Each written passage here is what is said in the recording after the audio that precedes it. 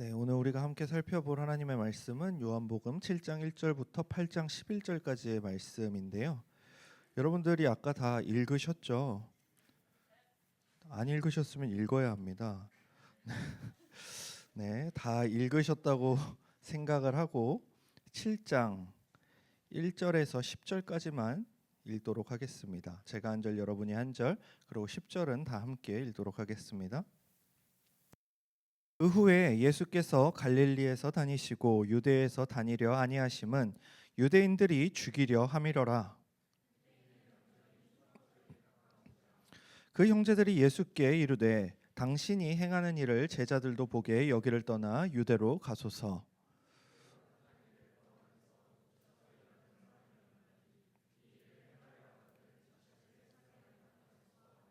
이는 그 형제들까지도 예수를 믿지 아니함이러라.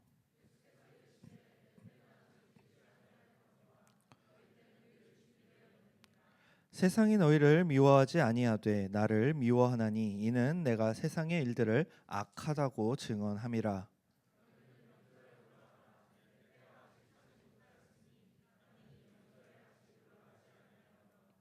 이 말씀을 하시고 갈릴리에 머물러 계시니라. 그 형제들이 명절에 올라간 후에 자기도 올라가시되 나타내지 않고 은밀히 가시니라. 아멘. 오늘은 선생은 어떻게 말하겠나이까 라는 제목으로 함께 말씀을 나누려고 합니다. 오랜만에 복음서를 나누는 것 같습니다. 여러분들에게 좀 가이드맵을 말씀드리자면 우리는 지금 복음서의 한 40% 지점을 지나고 있습니다. 그래서 이제부터는 한 에피소드를 자세히 다루기보다는 큰 단락으로 끊어서 이렇게 함께 살펴보고자 합니다. 이는 다른 이야기들이 중요하지 않아서가 아니라 그 이후에도 예수님 사역에는 반복적인 일들이 등장합니다. 어떤 일들일까요? 병자들 고치시고 낮은 자들, 연약한 자들과 함께 하시고 그런 이야기들, 귀신 들린 자 내쫓으시고 죽은 자 살리시고 이런 앞에 나왔던 내용들이 계속해서 반복이 됩니다. 물론 이것이 의미가 없다라는 것은 아닙니다. 예수님이 하시는 사역은 거의 동일하고 그리고 그 사역 안에서 예수님을 통해 이 땅 가운데 임하는 그 하나님 나라가 드러나는 것만으로도 우리에게 굉장히 큰 의미가 있지만 또한 그 사역의 중심으로 들어가서 예수님으로 인해 회복과 유익을 누리는 사람들은 또 각각 다른 사람들입니다. 그러니까 우리가 앞에서 병자 고치셨는데 왜 이런 병자 또 고치시지? 앞에서 귀신 내쫓으셨는데 왜 귀신 또 내쫓으시지? 이렇게 할 필요가 없다라는 것이죠. 왜? 그들은 모두 다 다른 사람이에요. 귀신 걸렸던 사람이 또 들려가지고 와가지고 고쳐달라고 하는 게 아니라 모두가 다른 사람이다라는 것이죠. 그런데 문제는 이를 통해 우리가 얻을 수 있는 메시지들은 비슷하게 여겨질 수 있다라는 겁니다. 그렇기에 이러한 반복과 우리가 느낄 익숙함의 함정을 좀 벗어나는 방식으로 이제 이야기들을 좀 큰 단락별로 다루고자 합니다. 그렇게 오늘처럼 본문이 길 거예요. 그래서 여러분들이 좀 미리 읽어보셔야 합니다. 그런데 우리가 여기서 이 놓치지 말고 바라보아야 할 부분들은 우리에게 반복되는 이 병자들을 고치시고 귀신을 내쫓으시는 그 예수님의 모습이 각 사람들에겐 처음 있는 일이라는 것과 그리고 그들의 인생을 바꾸는 사역이라는 것을 절대로 놓쳐서는 안 됩니다. 우리는 설령 그냥 넘어갈지라도 제가 목사로 살다 보니 이런 비슷한 함정에 빠질 뻔한 순간이 굉장히 많습니다. 제가 지금 횟수로는 10년째 청소년과 청년 사역을 하고 있는데 청소년과 청년들에게 받는 질문과 고민거리는 매년 비슷합니다. 그러니까 달라지지 않아요. 막 시간이 간다고 해가지고 애들 수준이 높아지는 게 아니라 14살은 14살에 맞는 질문을 하고요. 20살은 20살다운 질문을 하고요. 25살은 25살다운 질문을 한다라는 것이죠. 이런 것들이 대부분입니다. 저 요새 신앙생활하기가 힘들어요. 말씀을 읽기가 싫어요. 기도를 꼭 해야 하나요? 믿음이 흔들리는 것 같아요. 저는 그리스도인이 아닌 것 같아요. 할 만큼 한 것 같아요.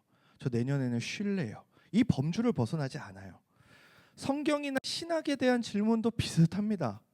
하나님은 왜 선악과를 만드셔서 인간이 죄를 짓게 하셨죠? 죄를 안 짓게 할 수 있으셨을 텐데 왜 안 말리셨죠?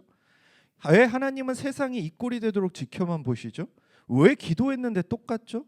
언제든 예수님만 믿으면 되는 거면 죽기 전에 믿는 게 이득이겠네요. 이딴 소리를 하는 거죠. 그러니까 딱 이 범주에 우리 청소년 청년들이 딱 머물러 있습니다.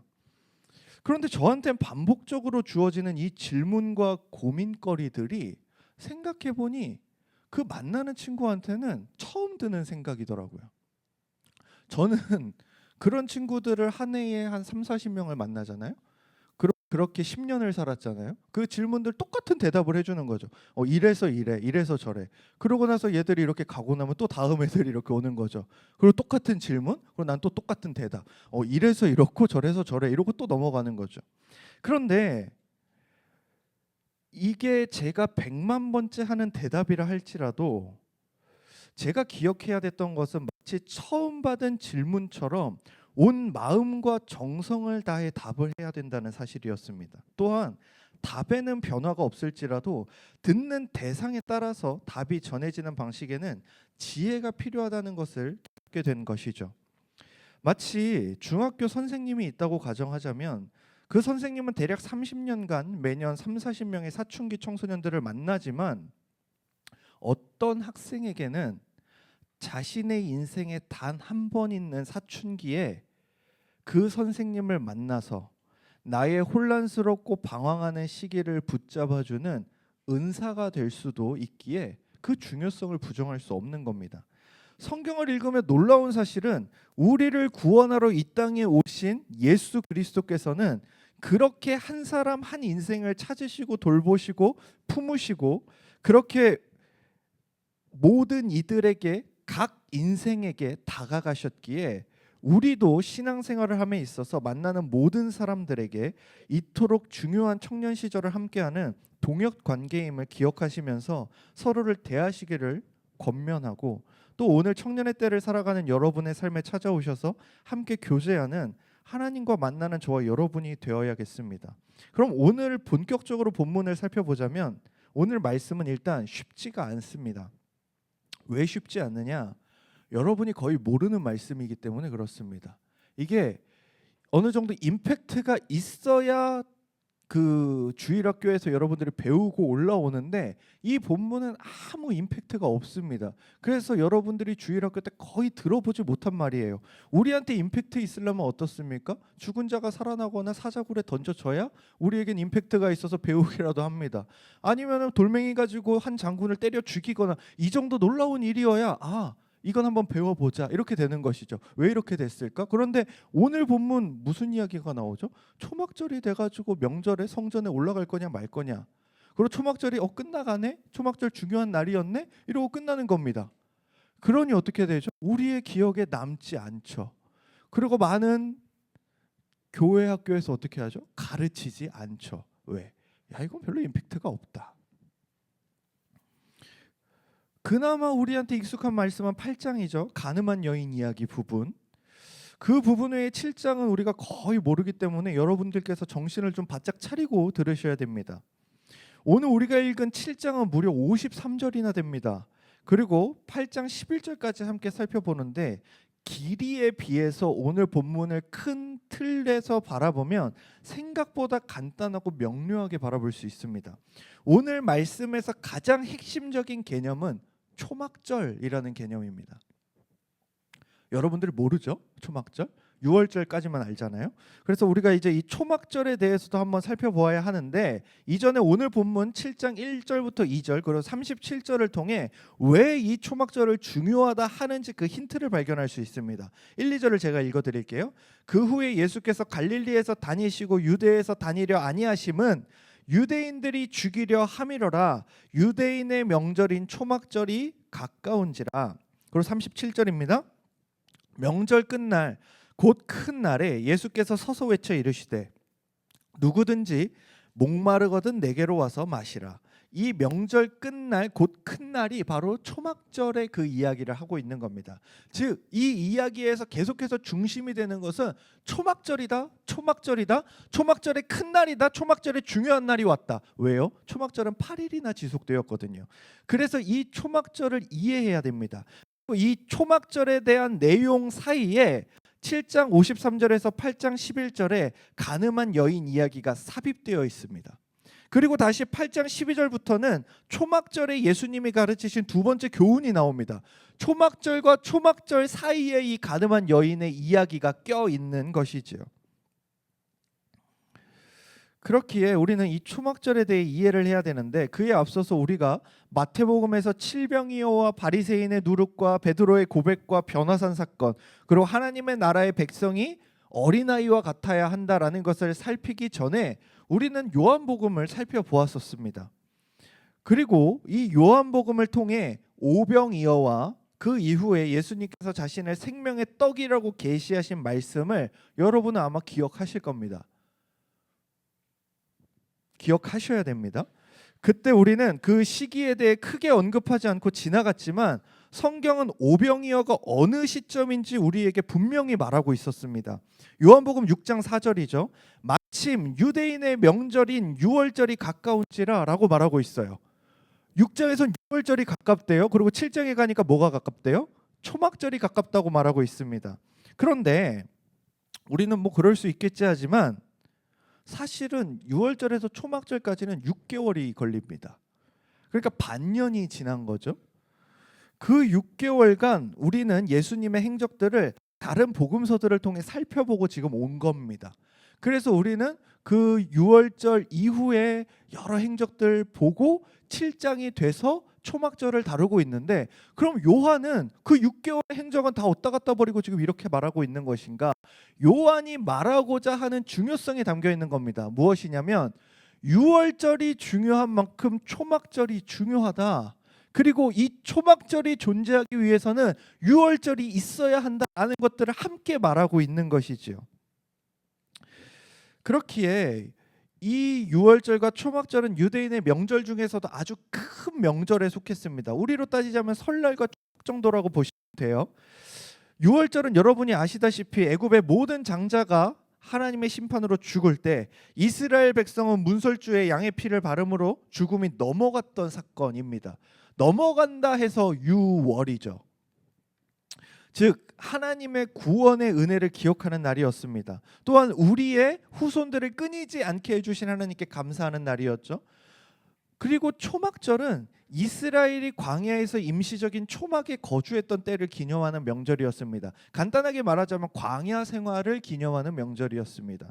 레위기 23장 39절에서 43절에 잘 설명하는데 제가 읽어드리겠습니다.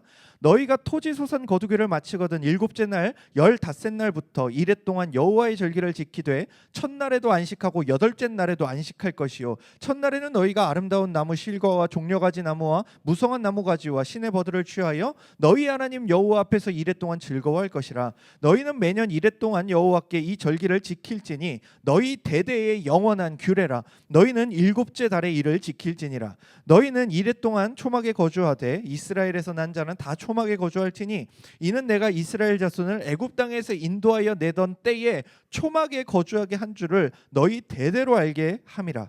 나는 너희의 하나님 여호와이니라. 십니까? 내가 광야 생활 동안 너네를 지켰다. 너네가 그 광야에서 다 죽고 사라지는 것이 아니라 약속의 땅으로 인도하여 낼 것이다. 그러면서 무엇을 말하는 겁니까? 너희는 그렇게 약속의 땅에 들어갔을 때에 너희를 광야에서 지켜 주었던 여호와 나를 기억하여 이 절기를 지키라고 말하고 있는 겁니다. 그런데 이 절기는 또한 매우 기쁘고 즐거운 날이었습니다. 왜 기쁘고 즐거울까요? 생각해 보세요. 우리가 지금 광야를 떠들고 있다고 생각해 봅시다. 집이 없어서 노숙을 하고 있습니다. 그런데 하나님께서 약속을 하시는 겁니다. 내가 곧 너에게 아주 좋은 집을 분양해 줄게 라고 하시는 겁니다. 그러고 나서 우리가 어떻게 됩니까? 그 분양한 집에 들어간 겁니다. 그리고 돌아보니 하나님이 약속을 지키셨구나. 그 약속을 지키시는 하나님을 돌아보며 이 명절을 지키는 것이죠. 그리고 이 명절의 때가 또한 이스라엘의 달력상으로 볼 때 이스라엘이 추수하던 때와 맞물려 있습니다. 우리로 따지면 무엇이죠? 추석. 서양 그걸로 치면 뭐죠? 땡스기빙입니다. 추수감사절인 거죠. 즉 가장 먹을 것이 많고 가장 누릴 것이 많고 가장 풍요로운 시기에 이 초막절이 딱 걸립니다. 그래서 이 초막절에는 또 하나 하는 행위가 있습니다. 마지막 날에 하나님 아버지 우리에게 제발 비를 더 내려주세요라고 기도하고 끝납니다. 즉 하나님께 그 비를 간구하고 이 농사가 잘 되게끔, 내년 농사도 더 잘 되게끔 기도하면서 끝나는 것이 바로 이 초막절 의미였던 것이죠. 그런데 흥미로운 점은 이 초막절이 단순히 이런 의미만 있는 것이 아니라 새롭고 완전한 출애굽을 기대하는 종말론적 소망과도 연관이 있었습니다. 왜요? 지금 출애굽을 해서 우리가 이 약속의 땅에 거하는 것도 너무나 기쁘고 감사한 일이지만, 또한 하나님께서 우리에게 약속하신 그 메시아, 다윗의 후손인 그 메시아를 주신다면 우리 더 기쁘고 완전한 시대를 누릴 것이다라는 그것에 대한 소망도 또한 있었던 것이 바로 이 초막절 절기입니다. 그런데 이 초막절 예수님의 형제들조차 예수님을 믿지 않고 한심한 사람 취급하는 장면에서 오늘 본문이 시작합니다. 그렇게 형제들이 명절에 올라갈 때 예수님은 함께 동행하지 않으시고 따로 은밀히 가십니다. 당시 예수님에 대한 평가는 호불호가 갈리고 있는 상황이었는데, 그럼에도 예수님은 명절 중간 성전에 올라가서 가르치십니다. 예수님은 세상이 알지 못했던 하늘의 것들을 사람들에게 계시하시지만, 사람들은 이를 자신들의 기준과 잣대로 판단하여 예수를 잡으려고 하는 자들도 있고 예수님의 말씀을 믿는 자들도 생기게 됩니다. 명절 마지막 날이 되어서는 예수님께서 누구든지 목마르거든 내게로 와서 마시라는 말씀을 하시는데, 이 말씀은 구약과 함께 예수님 당시 시대의 초막절이 어떻게 진행되었는지 그 배경 속에서 이해가 되어야 합니다. 유대인의 구전 율법, 입으로 전달되는 율법인 미슈나에는 이 초막절에 대한 풍습이 기록되었는데, 매일 시편 113편에서 118편을 부릅니다. 그리고 명절 기간 동안 특별한 세 가지 의식을 행합니다. 첫째, 매일 아침 하나님께 물을 드리는 의식이 진행이 되고요. 밤에는 큰 불을 밝히고 불 아래서 춤을 추고, 그리고 레위인들은 성전으로 올라가는 노래인 시편 120편에서 134편을 부르고, 이른 새벽에는 성전을 바라보며 주를 경외합니다라는 외침을 하는 것, 이것이 그 초막절에 했던 사이클이라고 합니다. 또한 학자들은 여러 자료를 토대로 초막절에 물을 붓는 의식이 계속 진행되었다고 말하는데, 물을 붓는 의식은 마지막 날을 제외하고는 매일같이 제사장이 물이 든 금그릇을 들고 성전 앞에서 바위에 이렇게 물을 쏟아 부었다고 합니다. 이것은 무엇을 상징하는 것일까요? 출애굽 당시에 반석에서 흘러나온 물을 기념하는 것이었습니다. 그리고 이 반석에서 흘러나오는 물이 상징하는 것은 예수 그리스도였습니다. 그리고 그 물이 흘러내리는 동안 백성들은 서서 찬양을 부르고 마지막 날, 여덟째 날에는 비를 간구하는 기도를 하나님께 드리며 초막절의 행사가 끝납니다. 그런데 먹을 것이 많다고 했죠. 그래서 무엇을 합니까? 기쁘고 즐겁게 놀고 먹고 마시는 날이 바로 이 초막절 절기였습니다. 이처럼 초막절은 하나님께서 베푸신 은혜를 기억하며 앞으로의 삶에도 하나님의 은혜, 즉 은혜의 비가 없으면 안 된다는 고백의 절기였던 것이죠. 그렇기에 예수님께서 자신이 생수의 강이라는 것을, 생수의 강을 공급하시겠다라는 이 내용은 오직 메시아만이 할 수 있는 말이었으며, 이는 우리의 영원한 갈급함을 채우실 성령을 부어주시겠다는 약속으로서 자신이 메시아다라는 사실을 밝히는 말이었습니다. 예수님의 이러한 가르침에 당연히 종교 지도자들은 화가 났으나, 이 말씀을 들은 사람들은 예수님을 선지자로 믿는 사람도 생기게 되죠. 예수님의 말씀대로 아직 예수님의 때가 이르지 않았기에 예수님을 잡으려 했던 사람들의 시도는 실패로 끝나는 것이 7장 전체의 이야기입니다. 이게 7장이 말하는 내용의 전부입니다. 그런데 우리는 여기서 한 가지를 생각해 보아야 합니다. 바로 7장 8절에서 10절의 말씀인데요. 제가 읽어드릴게요. 너희는 명절에 올라가라. 내 때가 아직 차지 못하였으니 나는 이 명절에 아직 올라가지 아니하노라.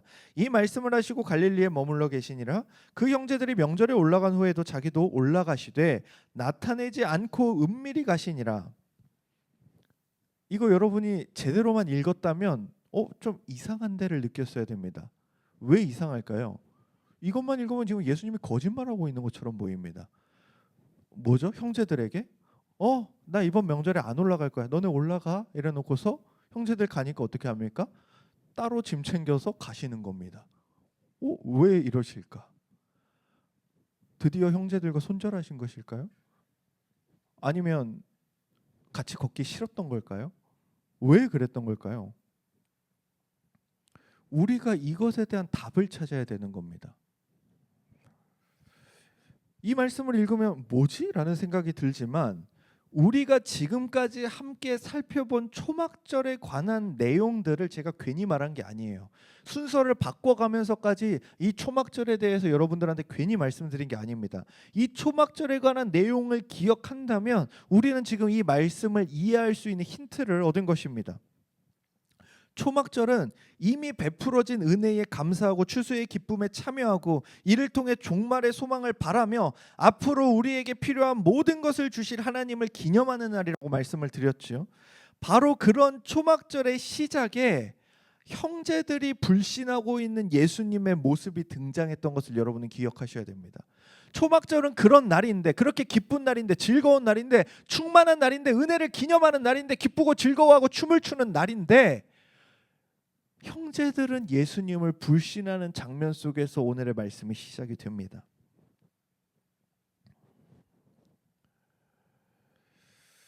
이는 예수님의 그 제자들을 제외하고 대다수의 사람들이 예수님을 어떻게 여겼는지 우리에게 알려주는 본문입니다. 이에 대한 대답이 8절입니다. 너희는 명절에 올라가라. 예수께서 나는 이 명절에 아직 올라가지 아니하노라라고 말씀하시는데 사실 개역개정의 번역이 대체로 마음에 안 드는데 특히 오늘 본문은 더 그렇습니다. 예수님은 올라가지 않겠다고 하시지 아직 올라가지 않겠다고 하시지 않습니다. 아직을 지워버리세요. 원문에는 이 아직이라는 단어가 없습니다. 그렇게 해당 본문은 쉬운 성경이 훨씬 잘 번역하고 있는데 이런 말씀이죠. 너희는 명절을 지키러 올라가거라. 나는 이번 명절에는 올라가지 않겠다. 내 때가 아직 이르지 않았다. 이게 맞는 번역이죠. 이렇게 말씀하시고 예수님께서 10절의 말씀처럼 은밀히 올라가십니다. 자, 이제 이를 조금 쉽게 설명을 드릴 겁니다. 여러분, 이 부분은 우리가 다각적으로 이해하려는 노력이 필요한데 첫 번째, 예수님께서 자기는 안 올라가시겠다고 해놓고 왜 은밀히 올라가시는가? 그리고 이 은밀히 올라가시는 게 나는 이 명절에 올라가지 않겠다라는 것을 깨는 게 왜 아닌가를 살펴봐야 하는 것이죠. 첫 번째, 참여 여부와 목적이 다르기에 이렇게 기록될 수 있습니다. 여러분 혹시 시위에 참여해 보신 적 있습니까? 저는 의경 출신이라서 주로 시위 진압에 참여를 많이 했는데 예를 들어 여러분 광화문에서 시위가 열렸다고 합시다. 시위에 참여하는 사람도 광화문에 옵니다. 시위를 막는 사람도 광화문에 옵니다. 회사가 그곳에 있는 사람도 광화문에 옵니다. 경복궁을 구경하려던 외국인도 광화문에 왔습니다. 무슨 말입니까? 모두 광화문에 갔는데 광화문에 왔다는 사실이 다 시위하기 위한 것은 아니라는 것입니다. 오늘의 본문을 이런 이해를 가지고 바라볼 수 있죠. 예수님의 형제들은 명절에 참여하고 그 기쁨을 누리기 위해 갔으나 예수님께서 그곳에 가신 이유를 이후에 좀 살펴보면 무엇이라 나오죠? 가르치기 위하여 올라가셨다라고 나옵니다. 두 번째는 명절이라는 이름은 같았으나 의미가 달랐을 가능성입니다. 여러분 우리도 한번 보세요. 지금 다 같이 예배를 드리고 있죠. 그런데 사실 예배라는 개념을 철저하고 엄밀하게 보면 모두가 예배하는 것은 아닐 수도 있습니다. 누군가는 사람과의 만남을 목적으로 이 자리에 왔을 수도 있고요. 누군가는 강압으로 인해 억지로 이 자리에 앉아 있을 수도 있습니다. 이럴 경우에 같은 장소에서 함께 찬양과 말씀을 들었다고 해서 모두가 예배했다고 할 수는 없는 것이죠. 세 번째, 명절의 주인으로서 참여하지 않으심을 강조했을 수도 있습니다. 여러분 사실상 초막절을 베푸시고 기념할 수 있도록 하신 이 파티의 주최자는 하나님입니다. 또한 초막절의 모든 의미들을 종합해 볼 때 이는 예수 그리스도 안에서만 참된 본질을 찾을 수 있는 것이었습니다. 그러나 지금 많은 유대인들은 명절의 파티가 주는 기쁨과 즐거움에 취한 채 그 명절의 참된 의미가 되시고 이유가 되시며 실제가 되시는 예수님을 놓치고 있습니다. 그렇게 진짜 중요한 것을 놓치고 있는 유대인의 명절에 함께하지 않으심을 말씀하는 것일 수도 있다는 사실이죠. 그리고 우리는 이 모든 의미들을 적절히 조화하는 것이 필요합니다. 어찌되었건 핵심은 유대인들이 초막절로 보내는 가장 기쁘고 즐거움이 가득한 그 명절의 축제는 본질을 잃었다는 것입니다. 그런데 소름 돋게 무서운 점이 뭔지 아십니까? 본질을 잃은 그 명절과 축제의 자리에 참여하는 사람들이 있잖아요. 그 사람들은 진심으로 기뻐하고 즐거워한다라는 것입니다. 이게 무서운 일입니다. 이거 그대로 우리에게도 적용할 수 있기 때문에 무서운 겁니다. 왜? 우리에게 그대로 어떻게 적용할 수 있을까요? 참된 하나님의 말씀과 신앙과 성경과 예수가 없은 채 우리가 교회 공동체로 모여서 즐거워할 수 있다라는 겁니다. 아주 많이 행복하게. 그래서 무서운 겁니다. 예수가 없는데 종교적인 게 돌아간다니까. 하나님의 말씀이 상실됐는데 종교적인 그 기쁨들이 있다니까요. 그것들이 잘 돌아가는 겁니다. 예수가 없는 채로. 가짜 기쁨과 거짓 즐거움에 취해 있는 것이죠. 정작 그들의 종교적인 것은 하나님이 받지 않으시고 그들에게 주어질 것은 은혜가 아닌 심판과 저주이며 예수가 없는 종말은 지옥뿐이 없음에도 그들은 명절을 지키며 자신들은 하나님의 백성이라는 헛된 희망 가운데 즐거워하고 기뻐하고 감사하고 있는 겁니다. 문제는 그것을 받는 이가 없다라는 겁니다. 누구를 위한 것이었습니까? 자기 자신들을 위한 행위였다라는 것이죠. 예수께서 이루실 기쁨을 묘사하는 초막절을 예수 없이 즐거워하며 자신들은 괜찮다고 하는 유대인들의 모습은 블랙 코미디가 따로 없습니다. 어둠 속에서 모두가 즐거워하는 이때 성경은 한 빛이 광채를 바라고 있음을 알려주는데 14절이죠. 이미 명절의 중간이 되어 예수께서 성전에 올라가서 가르치시니 각자 다 지들 놀고 싶은 대로 놀고 있고 지들 원하는 대로 기뻐하고 있고 지들이 얻는 위로, 자기들이 만들어낸 위로, 자기들이 만들어낸 평안 속에서 서로 행복해하고 즐거워하고 하하호호하고 있는 그때에, 모두가 어둠에 있는 그때에 성경에서 언급하는 것은 예수께서는 성전에 올라가서 말씀을 가르치기 시작했다라는 것을 우리에게 알려줍니다. 이 땅에 오셔서 당신의 택하신 백성의 선지자요, 대제사장이요, 왕의 역할을 감당하셨던 예수님께서 자신의 집에 올라가시는 것이죠. 마땅히 자신의 집이었던 그곳. 아니, 아무리 아름답게 지어도 사실은 하나님이 거할 수 없을 만큼 누추한 그곳. 그곳에 올라가신 겁니다. 당신의 백성들을 가르치고 먹이기 위해 산에 오르셨던 것처럼 마치 구약에서 하나님이 그 산에 강림하시듯 항상 예수께서 산에 강림하사 당신의 제자들을 가르치셨던 것처럼 말씀에 기초한 명절이 아닌 자신들의 즐거움을 누리는 명절을 보내는 그 초막절의 시기에 예수께서 다시금 성전산에 오르시고 그 성전에 들어가셔서 말씀을 가르치십니다. 가르치시는 내용들은 이렇습니다. 16절이죠. 예수께서 대답하여 이르시되 내 교훈은 내 것이 아니요 나를 보내신 이의 것이라 하나님의 것으로 가르치십니다. 19절이죠. 모세가 너희에게 율법을 주지 아니하였느냐 너희 중에 율법을 지키는 자가 없도다 책망을 하십니다. 너희는 지금 율법을 잘못 사용하고 있다 말씀하십니다. 24절이죠. 외모로 판단하지 말고 공의롭게 판단하라 하시니라. 즉 너희의 그 율법의 공의를 세워야지만 너희가 하고 있는 이 짓거리들이 얼마나 잘못되고 부패하고 타락한 것인지 깨닫게 될 것이다 말씀하십니다. 28절이죠. 예수께서 성전에서 가르치시며 외쳐 이르시되 너희가 나를 알고 내가 어디서 온 것도 알거니와 내가 스스로 온 것이 아니니라. 나를 보내신 이는 참되시니 너희는 그를 알지 못하나 나는 아노니 이는 내가 그에게서 났고 그가 나를 보내셨음이라 하시니. 이게 무슨 말입니까? 나는 나의 말을 전하는 것이 아니라 나를 보내신 이의 말을 전한다.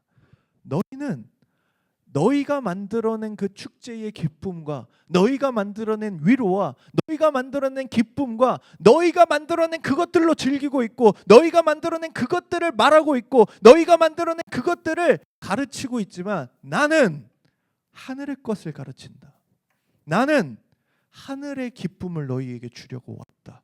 나는 진짜를 전달하기 위해 왔다라고 말씀하시는 겁니다. 그리고 그 명절 끝날 37절부터 39절이죠. 이렇게 말씀하십니다. 명절 끝날 곧 큰 날에 예수께서 서서 외쳐 이르시되 누구든지 목마르거든 내게로 와서 마시라. 나를 믿는 자는 성경의 이름과 같이 그 배에서 생수의 강이 흘러나오리라 하시니 이는 그를 믿는 자들이 받을 성령을 가리켜 말씀하신 것이라. 예수께서 아직 영광을 받지 않으셨으므로 성령이 아직 그들에게 계시지 아니하시더라. 요약하자면 무엇입니까? 너희는 하나님의 교훈과 가르침과 율법을 온전히 이해하지 못하고 있다. 보이는 것이 다가 아니다. 축제의 분위기에 기뻐하지 말고 축제를 통해 하나님이 이루고자 하시는 본질을 바라보고 기뻐해라. 하나님을 알아라. 나를 믿고 성령을 받아라. 너희가 그토록 바라던 영원한 물과 성령이 부어질 시기가 지금이다 라고 말씀하시는 것입니다. 여러분, 명절이기에 즐거워하지 않아야 합니다. 명절을 통해 드러나는 하나님의 섭리와 은혜, 그분이 이루어 가시는 종말을 바라보며 기뻐해야 합니다. 광야의 초막을 보고 지금의 평안과 안정, 초막에 비해서 지금은 돌로 집도 짓고 우리 집이 더 커졌고 우리 집에 많은 재물들이 쌓여 있고 이따위 평안과 안정으로 기뻐하지 말고 참된 성막이요 성전으로 함께 하시는 예수 그리스도로 말미암아 기뻐하라는 겁니다. 여러분, 그렇다면 우리는 어떻습니까? 또한 우리의 신앙은 어떻습니까? 진정 예수 그리스도로 말미암아 기뻐하고 즐거워하고 계십니까? 여러분이 이 자리에 나와서 기쁨으로 말씀을 받고 기쁨 가운데, 감사함 가운데, 즐거움 가운데 나아올 수 있는 그 이유가 정말 예수 그리스도 때문이 맞습니까? 아니면 유대인들처럼 예수 없는 초막을 만들어 놓고 기뻐하고 즐거워하고 계십니까?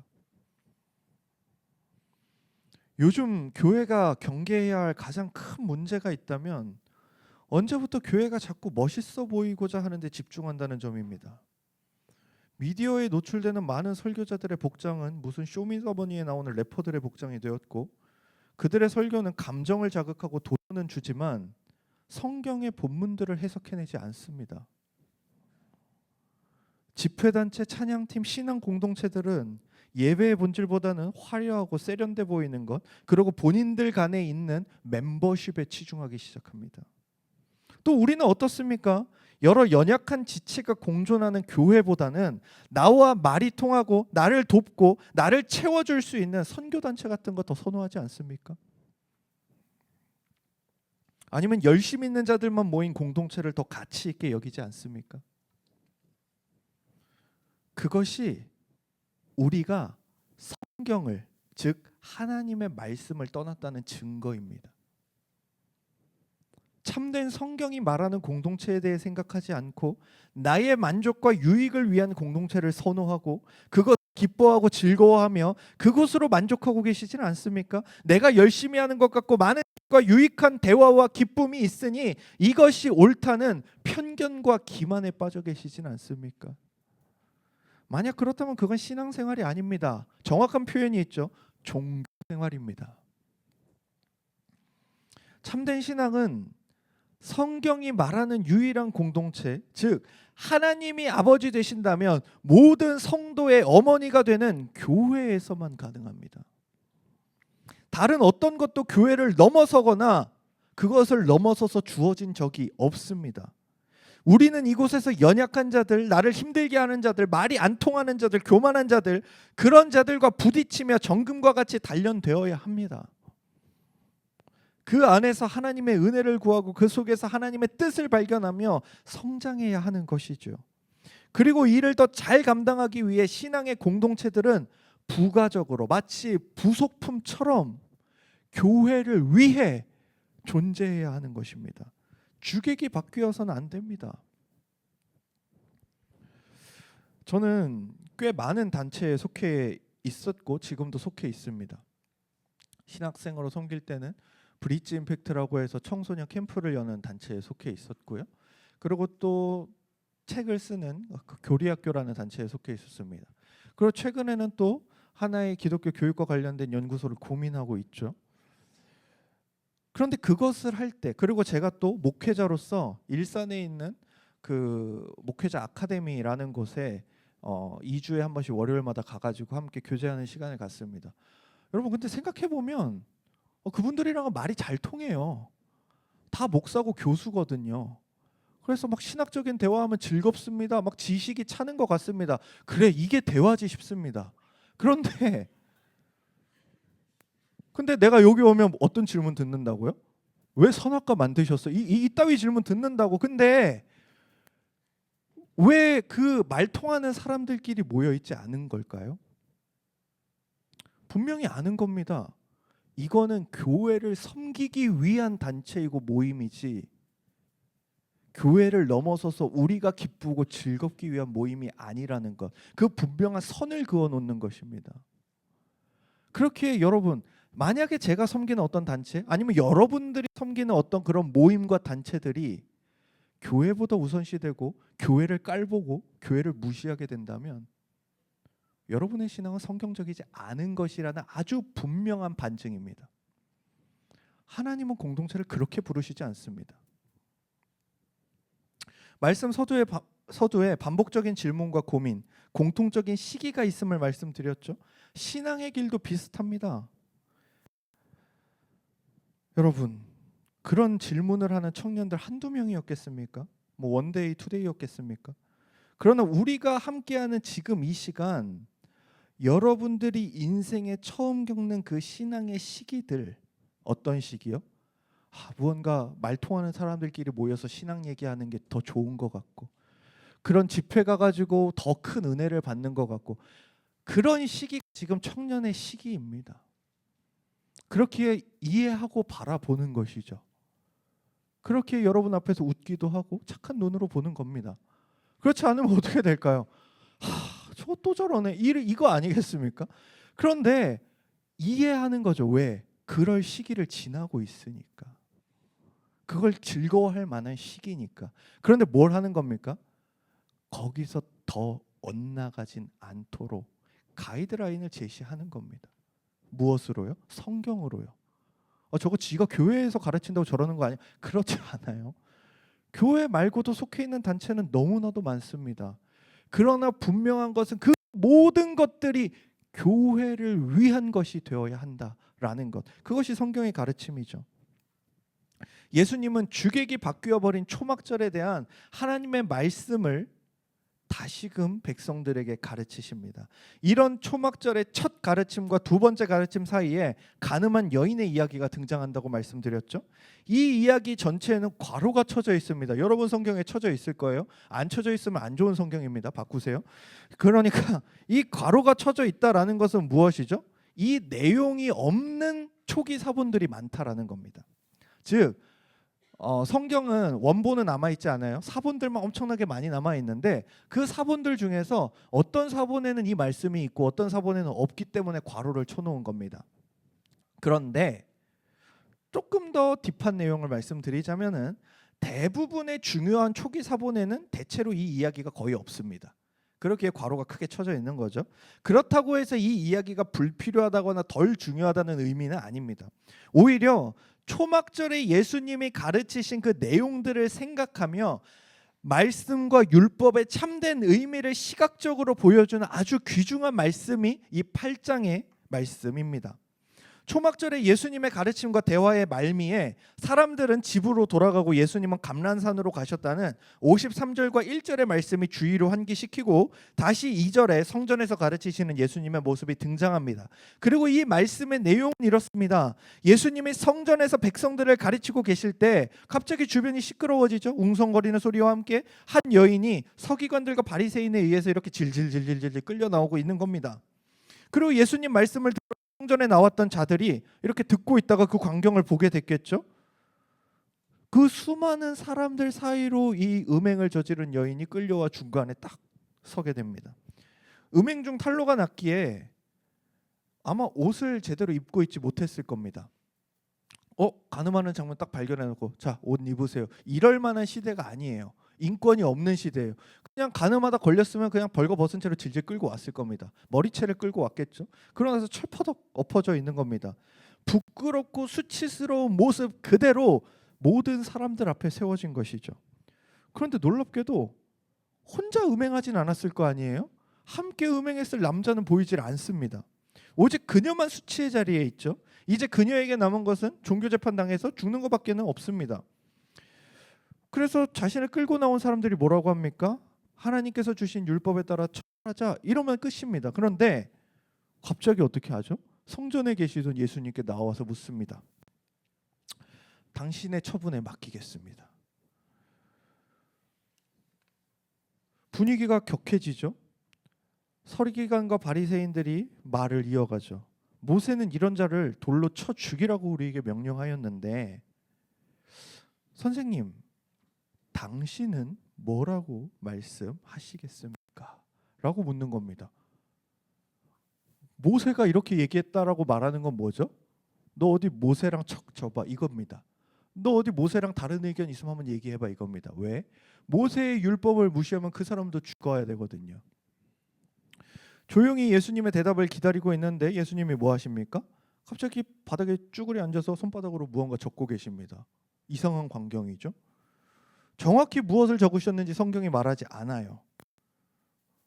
바닥에 손가락으로 무언가 적으시는 예수님께 사람들은 계속 질문합니다. 얘기 좀 해보세요. 저 여자 어떻게 할까요? 죽일까요? 당신 아니면 모세의 율법을 거부할 겁니까? 그때 예수님이 몸을 일으켜서 말씀하시죠. 너희 중에 죄 없는 자가 돌로 치라. 그리고 그 말씀을 하시고 다시 주저앉아서 무언가를 쓰십니다. 어떤 사람들은 뭐 이런 말을 쓰기도 해요. 그 주변에 있는 사람들 이름을 적고 그 사람 지은 죄를 적으셨다. 얼마나 소름 돋겠어요. 그런데 뭐 그건 성경이 말하지 않으니까 굳이 그런 거는 추측할 필요는 없지만 뭐 하여튼 그런 해석도 있어요. 그런데 주변이 적막할 정도로 조용해지죠. 너희 중에 죄 없는 자가 돌로 쳐라. 자, 이게 왜 사람들이 조용해지고 집에 돌아가야 하는 문제였을까요? 그냥 그래? 난 간음 안 했어 이러고 돌로 막 쳐 죽여도 되는 거 아니었을까요? 그런 상황에 이제 예수님이 여인에게 말씀하시죠. 너를 고발하던 자들이 어디 있느냐? 다 없습니다. 나도 너를 정죄하지 않으마.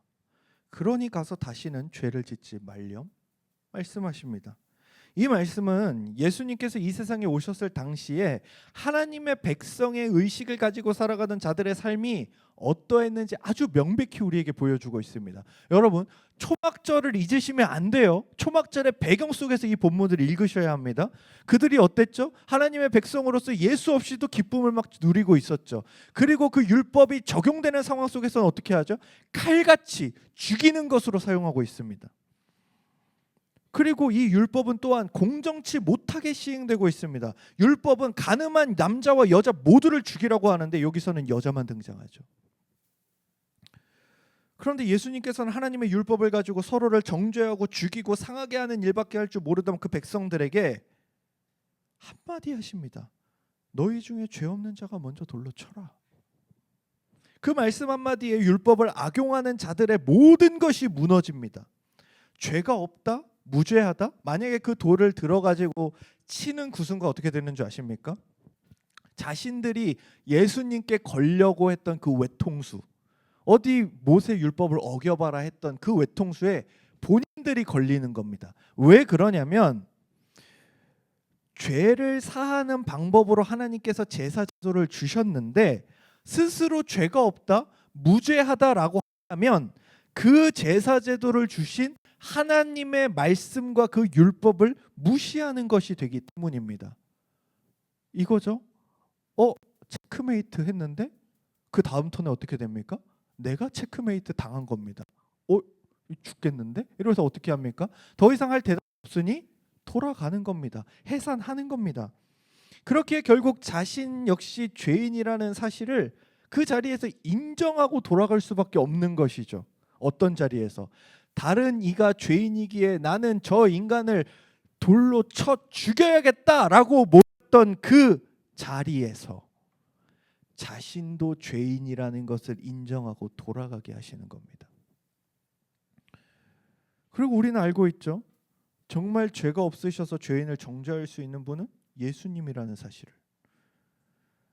그런데 여기서 우리는 그 예수 그리스도께서 가르쳤던 말씀을 기억하게 됩니다. 율법 중에 어느 계명이 가장 크냐고 물었을 때 예수님은 이렇게 답하시죠. 예수께서 이르시되 내 마음을 다하고 목숨을 다하고 뜻을 다하여 주 너희 하나님을 사랑하라 하셨으니 이것이 크고 첫째 되는 계명이요 둘째도 그와 같으니 내 이웃을 내 자신같이 사랑하라. 예수님은 율법의 참 의미를 알려주시며 사랑 이른 세상에 사랑을 알려주고 계십니다. 율법의 본질이 무엇인지 깨닫게 하십니다. 공포와 협박의 자리에 은혜와 사랑이 임합니다. 서기관들과 바리새인들은 자신들의 죄 때문에 아무런 말도 없이 떠나야 하고 죄로 인한 죽음의 형벌은 우리를 대신하여 죽으신 예수 그리스도 때문에 우리를 떠나게 됩니다. 이 말씀 안에서 우리는 그들이 초막절이라는 명절에서 하나님의 말씀이 없고 사랑이 없고 예수가 없는 기쁨의 축제를 누리는 이면에 얼마나 폭력적이고 잔인하며 율법을 자신들 입맛에 맞게 사용하고 있는지 그 양면을 모두 발견하게 되는 것입니다. 자신들에게 유리할 때는 어떻게 합니까? 그저 즐깁니다. 무엇이 없이요, 예수가 없이요, 하나님이 없이요, 하나님의 말씀이 없이요, 본질이 없이요. 그냥 즐기라고 했으니 하나님이 이때 말씀으로 즐기라고 했어. 그리고 즐깁니다. 그리고 또 어떻게 적용합니까? 자신들의 삶에 있어서 저런 것들은 죽여버리라고 했어. 죽이자고 합니다. 무엇이 상실됐습니까? 둘 다 본질이 상실됐습니다. 초막절을 참으로 기뻐할 수 있는 메시아 예수 그리스도가 상실되어 있었고 율법에서 참으로 적용할 때 1순위가 되어야 되는 하나님 사랑과 이웃 사랑이 결여되어 있던 것이죠. 추수할 때가 되었으나 그들의 추수에서는 냄새와 악취와 사망과 절망만 있는 것입니다. 그것을 누가 채우십니까? 예수께서 성전에 오르사 하나님의 말씀으로 채우시는 겁니다.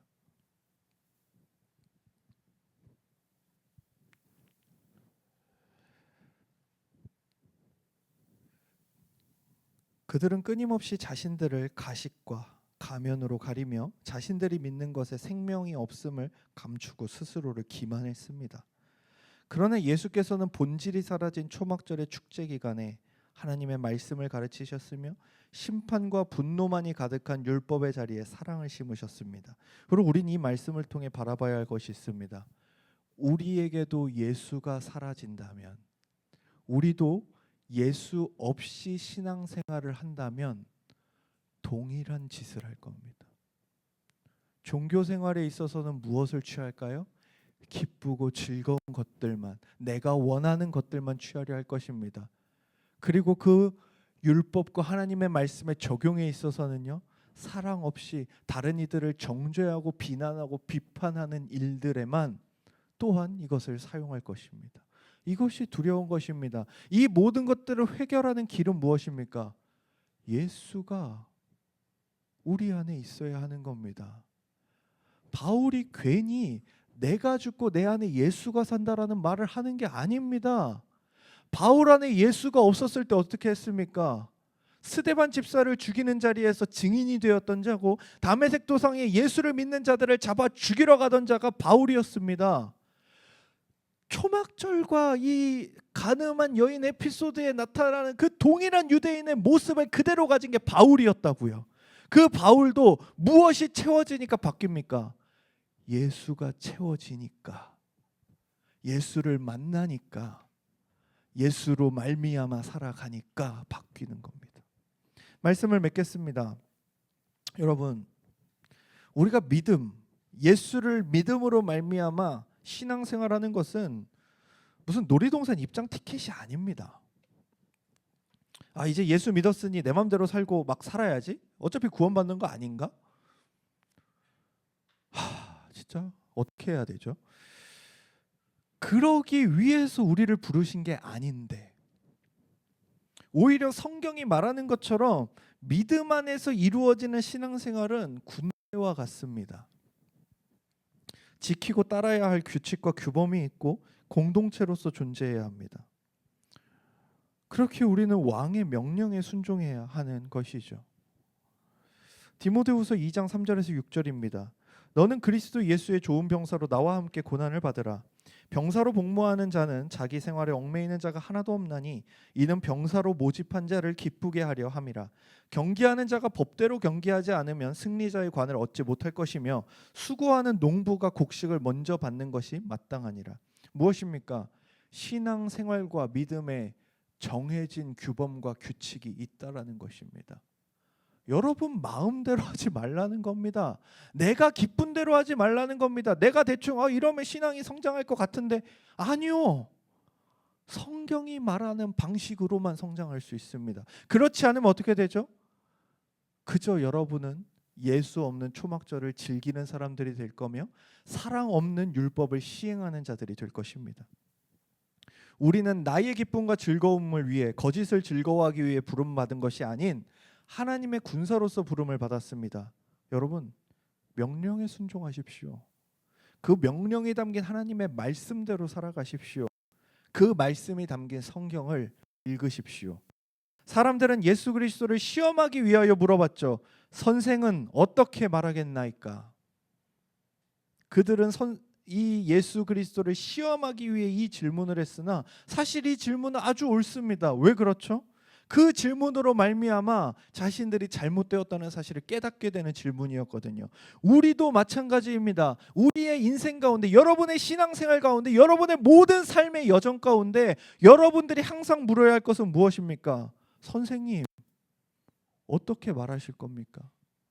제 인생의 이 해답, 예수님 당신 어떻게 생각하십니까? 우리는 우리의 유일하고 참된 선생이신 그 예수의 말을 따라야 합니다. 함께 기도하겠습니다.